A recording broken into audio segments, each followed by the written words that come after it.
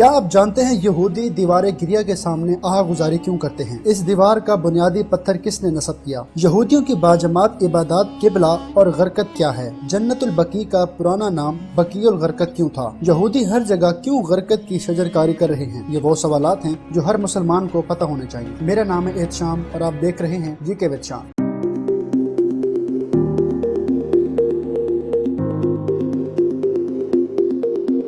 ناظرین، آج ہم آپ کو دیوار گریہ کے بارے میں بتائیں گے جسے یہودیوں کے نزدیک وہی مقام حاصل ہے جیسے مسلمانوں کے نزدیک مکہ اور مدینہ کو۔ یہودی یہاں آ کر کیوں آہ گزاری کرتے ہیں، یہ جاننے کے لیے آپ سب سے گزارش ہے کہ اس ویڈیو کو اینڈ تک دیکھیے گا تاکہ آپ اس مکمل معلومات سے مستفید ہو سکیں۔ ناظرین، دیوار گریہ کو اس لیے بھی دیوار گریہ کہا جاتا ہے کیونکہ یہودی یہاں پر آ کر آہ گزاری کرتے ہیں۔ یہ وہی دیوار ہے جسے مسلمان دیوار براق کہتے ہیں اور عام طور پر اسے ویسٹرن وال، ویلنگ وال یا پھر مغربی دیوار بھی کہا جاتا ہے۔ یہودیوں کی روایت کے مطابق ہیکل سلیمانی کی تعمیر حضرت داؤد علیہ السلام نے کی اور موجود شدہ دیوار گریہ بھی اسی ہیکل سلیمانی کا ماندہ حصہ ہے۔ یہ مقام دنیا کے قدیم ترین شہر یروشلم یعنی بیت المقدس میں واقع ہے اور یہ یہودیوں کی اہم مقدس یادگار ہے۔ اس کے نزدیک ہی یہودیوں کی ایک اہم ترین مقدس یادگار جسے بنیادی پتھر کہا جاتا ہے۔ یہودی ربیوں کے مطابق مقدس پتھر کے اوپر کوئی یہودی پاؤں نہیں رکھ سکتا، جو ایسا کرتا ہے وہ عذاب میں مبتلا ہو جاتا ہے۔ یہودیوں کے نزدیک یہ پتھر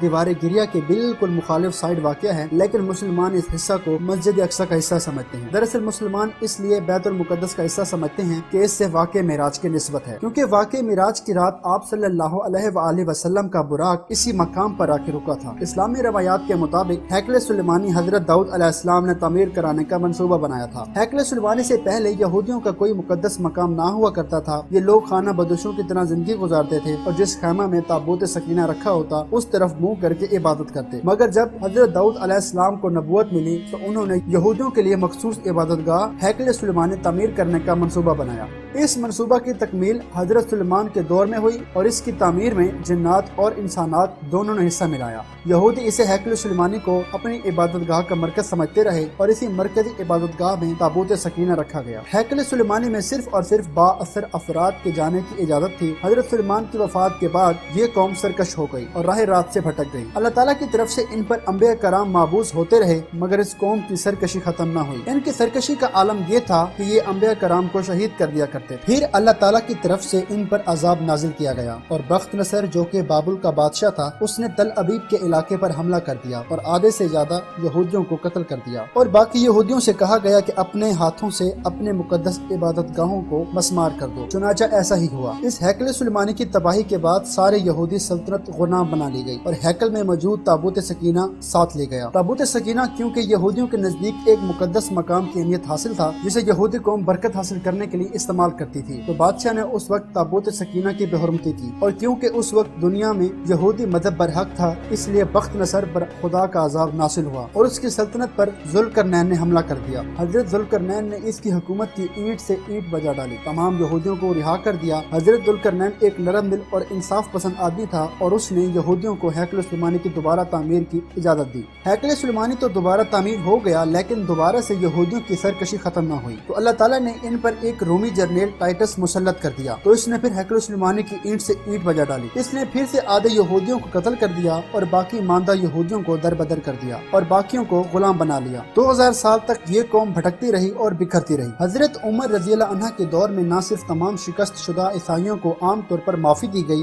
بلکہ یہودیوں کو برابر کے حقوق دیے گئے، قیدیوں کو رہا کر دیا گیا اور ہیکل سلیمانی کے تمام مغربی دیواروں سمیت مقدس مقامات قرار دے دیا گیا۔ مغربی دیوار کو مضبوط کیا گیا اور تمام انتظامات یہودیوں کو سونپ دیے گئے۔ حضرت عمر رضی اللہ عنہ کے دور میں ان کو مغربی دیوار تو مل گئی لیکن ان کو مرکزی مقام حاصل نہ ہوا جو کہ جنگ عظیم اول کے بعد ان کو ملا۔ جنگ عظیم اول کے بعد جب برطانیہ نے فلسطین پر قبضہ کیا تو اس قوم کی مرکزی حکومت حاصل ہوئی۔ یہودی آج بھی اس دیوار کو ہاتھ لگا کر گڑ گڑاتے ہیں اور روتے ہیں، پیٹتے ہیں، توبہ اور معافی طلب کرتے ہیں۔ اب یہی دیوار ان کا قبلہ ہے لیکن وہ اب مکمل ہیکل سلیمانی کی تعمیر کے خواہاں ہیں۔ یہودی آج بھی اپنے اوپر ہونے والے ظلم کو یاد کرتے ہیں، روتے ہیں، لیکن سرکشی آج بھی उनकी फितरत में शामिल है। दोस्तों, इस दीवार को वेस्टर्न वॉल या वेलिंग वॉल भी कहा जाता है। बतौर एहतराम ये दीवार गिरिया और इबादतगाह के करीब ये मुल्का पहनना जरूरी होता है। ये मुल्का एक मखसूस किस्म की टोपी होती है जो यहूदी पहनते हैं, जिसे इब्रानी जबान में कीपा भी कहा जाता है। यहूदी इस दीवार के सामने गिरिया करते हैं और आह गुजारी करके हैकल सुलेमानी की तबाही पर दुख और पछतावे का इजहार करते हैं। ये दीवार 488 मीटर तवील मुख्तलिफ मकामात पर इसकी बुलंदी कम से कम 19 मीटर और ज्यादा से ज्यादा 40 मीटर है। इस दीवार के मगरब की तरफ एक तंग नुमा गली का रास्ता है जिसको बुराक एली भी कहा जाता है। ये गली 36 मीटर तवील और 3.6 मीटर चौड़ी है। मुसलमानों के अकीदा के नजदीक ये वो जगह है जहाँ सवारी उतरी थी। दीवारें गिरिया के कुल पत्थरों की 45 सतहों पर मुश्तमिल है, जिसमें 28 तह जमीन के ऊपर और 21 तह जमीन के नीचे है। इस दीवार में कदीम गेट और कुछ नए गेट भी मौजूद हैं। दोस्तों, पूरी दुनिया से यहूदी यहाँ आकर गिरिया दीवार के सामने गिरिया करते हैं। तौरात में इंसान और इंसान की तख्लीक का किस्सा दर्ज है जो हजरत आदम अलैहिस्सलाम और बीबी अम्मा हवा से शुरू होता है। प्यारे दोस्तों, तौरात में कुल 613 अहकाम दर्ज हैं जो यहूदी शरई कवानीन और माशी इखलाकियात से ताल्लुक रखते हैं। इब्रानी ज़बान तौरात के लग़वी मायने हमें सब्र के मिलते हैं, जिससे एक दीनी कौम को सब्र हुआ। यहूदियों की रोजमर्रा की इबादत में 3 इबादत मुकर्रर हैं,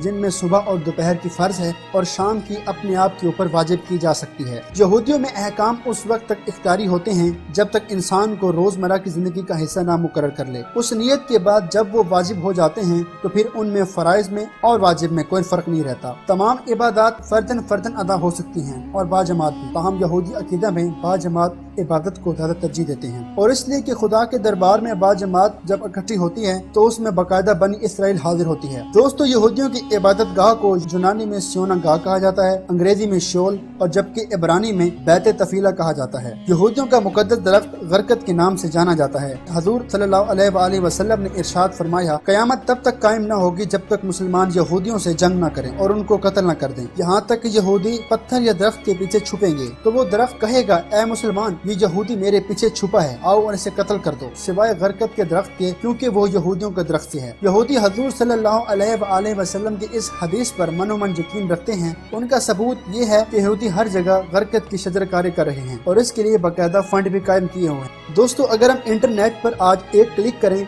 और गरकत के पेड़ के बारे में सर्च करें तो हमें मालूम होगा कि यह गरकत का पेड़ इसराइल का नेशनल ट्री है और ये इसके लिए बहुत ज्यादा शजरकारी कर रहे हैं और इसके लिए फंडिंग कायम की हुई है। उम्मीद है कि आज की हमारी वीडियो आपके लिए बहुत मालूमाती साबित होगी। अल्लाह ताला आप सबका हामी नासिर हो। तब तक के लिए अपने दोस्त एहतशाम को इजाज़त दीजिए। अल्लाह हाफिज।